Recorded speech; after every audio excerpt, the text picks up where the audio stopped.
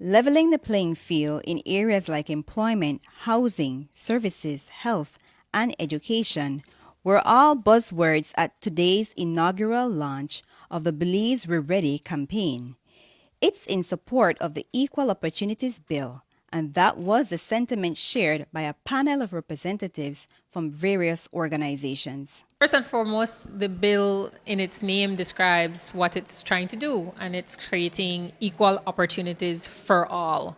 And I think, as we just heard, even as specific as the bill is trying to be, 22 characteristics, we're just hearing that, specific to the violence aspects, maybe it is that we're looking at gender-based violence as a part of specific categories of who the bill is looking at. And I think that's why I like the name, the Equal Opportunities for All, because it doesn't matter then how we are different. It is that the bill is working to address and be inclusive and protect and enshrine the rights that, as we just heard some of the panelists reference, that we were led to believe we were born with, but that now we know we have to legislate in order to get to the point that we feel like we have those rights.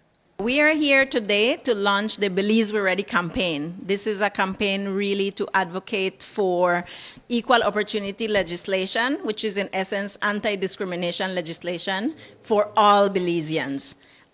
We do have some laws in our country that do protect, provide certain protections, but we do not have comprehensive legislation on this. So the Belize Wi Redi campaign is both aimed at creating public awareness and knowledge of, what is the status of equal opportunities, what is the bill that has been there since 2019 and hasn't passed. There were some changes made.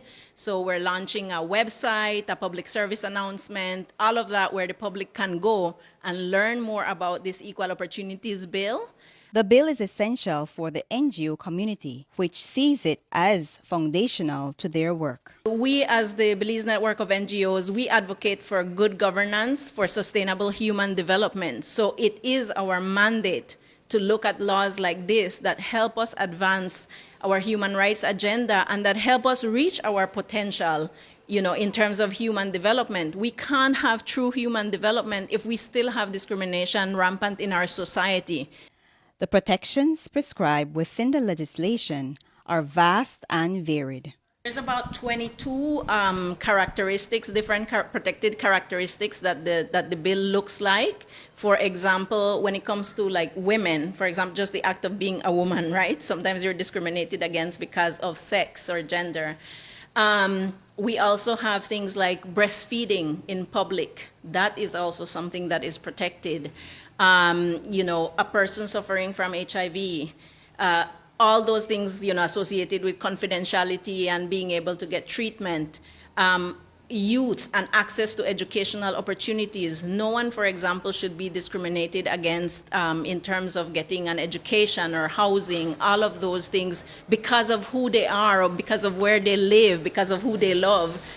All of these things should not be the basis of discrimination.